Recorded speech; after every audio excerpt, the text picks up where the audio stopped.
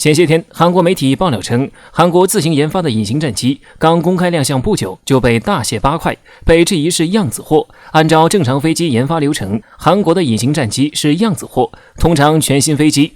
一口会造几架原型出来，进行不同科目的测试，不会只造一架出来作秀。显然，韩国的隐形战机更像是来作秀的。全新飞机一次造几架原型机，一架作为地面静力测试，验证飞机总体设计是否达到设计要求和飞行要求。剩下的原型机一架作为首飞表演机，其余作为备用。首飞成功以后，多架原型机进行不同科目的飞行测试，一边测试一边改进。具体请参考歼10的研发历程。韩国媒体一直跟踪报道，本国的隐形战机的生产车间就只看到一架原型机在组装，没有看到其他同类机型。说实话，对于作者包括各位读者航空制造的外行来说，韩国的隐身战机组装像模像样，的确好像装完以后就可以首飞一样。但是回顾中国研发歼10的过程，发现歼10原型机不止一架，更高级的歼20都造了6、7架原型机，隐形战机只造一架原型机就敢升空试飞，是不是太草菅人命了？根据媒体和专家分析，这次韩国高调公布隐身战机，最后却把飞机拆了，其实跟钱有关系。这款韩国自研隐身战机是和印尼合作，计划中印尼占25%份额，但是至今印尼没有支付给韩国承诺的开发费用。韩国先造一架完整的飞机出来，就是让给印尼一点信心，让他快点给钱。不过如果韩国的隐形飞机能成功首飞，没有摔下来，岂不是韩国可以直接踢开印尼？毕竟分25%的收益给印尼挺不划算的。奈何韩国还是没有底气敢让这架飞机上天。自从中国的歼20成功首飞，全世界掀起一股隐形战机开发热潮，不少国家拿出最漂亮的 PPT 来宣传自己隐形战机开发计划，这就是网友称为的国际幻觉之一。中国行，我也行。中国可以造歼20，其他国家就想自己也能造。最终只有一个韩国造了飞机出来，却只是一个样子货。造隐形战机只有中美俄2个半国家，因为俄罗斯的苏57只是一个接近隐身战机。韩国这架自研隐形战机已经应用大量的外国零件，例如美国的发动机、英国的弹射座椅等等，已经节省了一部分开发时间。然而隐身战机最难的，一是设计合理的隐身外形，二是高超的制造技术。韩国没有风洞，只能借用美国的风洞进行试验，远不如中国自己有风洞，自由不受限制使用。韩国没有高级的战机制造技术，虽然他们曾经生产过 F-16战机，那也没法满足隐形战机的制造需要。所以韩国隐形战机用了大量第3代战机制造技术，难以满足隐形战机的制造需求，这或多或少造成了这次拆飞机。虽然韩国这架隐形飞机是样子货，但是韩国的决心还是很大的。这次拆了飞机，正是为未来首飞成功做准备。不论韩国的隐形战机有多少进口零件，这次韩国也是值得其他有隐形战机计划的国家学习。韩国已经走到首飞前的步骤，其他国家连个影都没有。在高端领域，其他国家就不要抱着中国行我也行的侥幸心态盲目研究，借用车企对手机企业进军造车领域的点评，如果方向错了，会浪费钱和时间。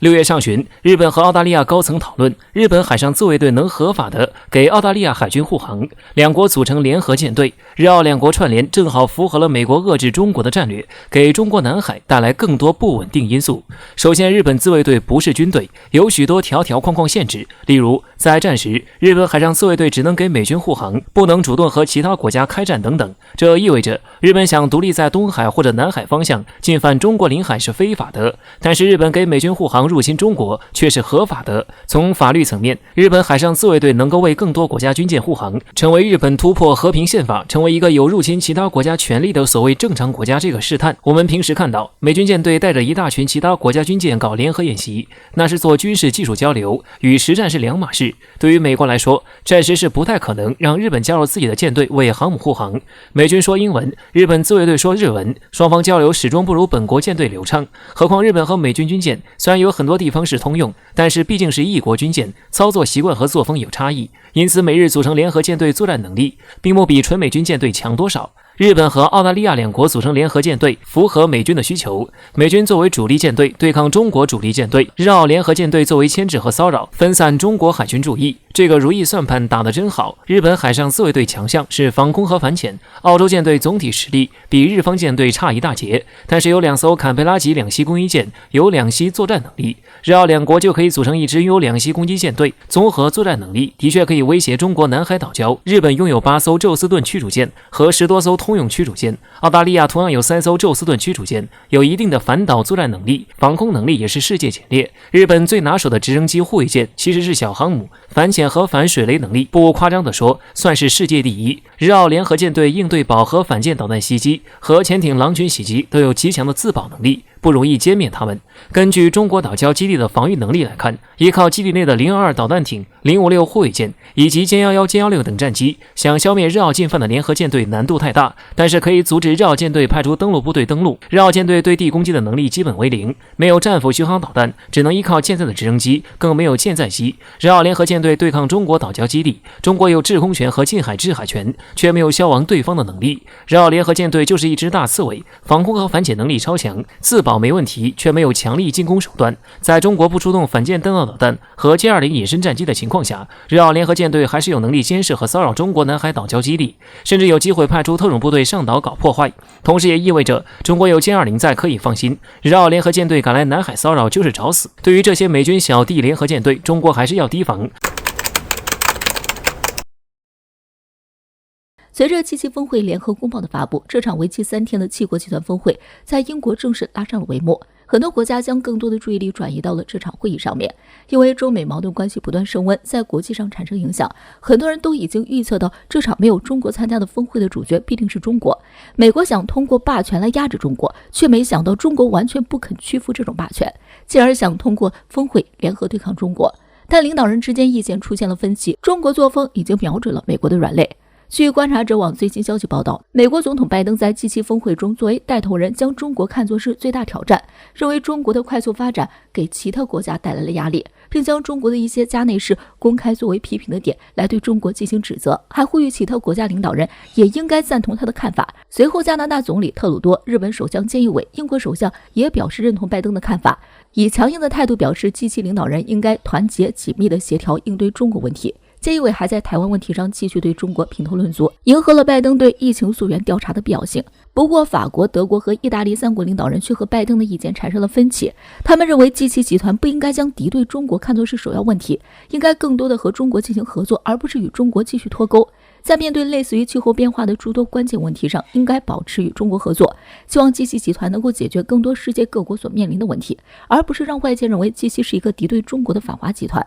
法国总统马克龙还表示，人类要共同面对的敌人是病毒，弄清楚病毒的来源固然重要，但是不能听取某一国家的言论就随意下结论。这个问题应该交给世界卫生组织来调查。七国集团观点分成了2批，是否意味着G7集团将变成G4集团？如此看来，中国得到了法国、德国和意大利等国家的认可。美国想维护自己的霸权主义，但是中国却不愿意屈服。既然美国不断扭曲事实，将很多没有根据的盆子扣到了中国头上，试图通过说服其他国家来共同敌对中国。但想不到的是，美国已经出师不利。除了这3个国家之外，韩国、新加坡等国家也是表明态度，不愿意公开站在美国的立场同中国作对。或许是美国的一举一动都被其他国家看穿，明白美国的真正意图是什么，而中国不愿意屈服的反霸作风正是瞄准了美国的软肋。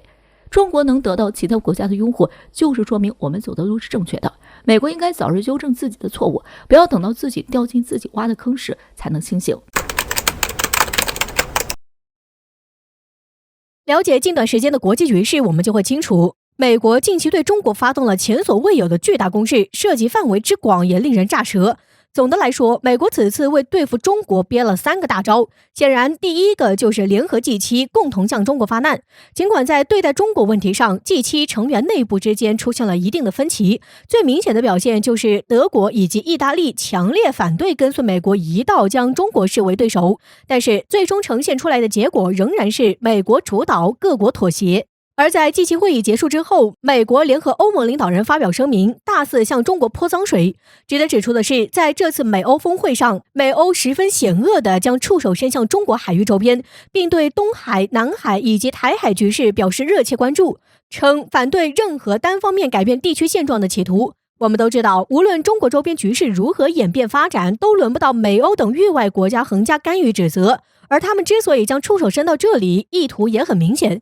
就是搅乱中国周边局势，延缓中国崛起进程。当然，这些还不够，美国还要设局逼俄罗斯向中国开火。在最新的一次采访中，美国故意夸大中国威胁论，并借此诱导普京肯定中国是威胁这一观点，而后又拿出中国航母说事儿，暗指中国航母会对俄罗斯构成威胁。显然，美国此举是想要挑拨中俄，并拉上俄罗斯一道登上美国对抗中国的战车。但是，这一阴谋在普京面前败露无遗。普京并不认为中国会对俄罗斯构成威胁。另外，对于美国所说的中国航母威胁，普京直接反问美国目前有多少艘航母，言外之意，比起中国，美国才是那个最具有威胁性的。尽管最终这一计划并未如愿，但是美国试图拉拢俄罗斯的想法已经将美国的险恶居心暴露无遗。而面对此情此景，中国还能在无动于衷坚持韬光养晦吗？在回答这一问题之前，我们首先必须了解中国所坚持的韬光养晦是什么。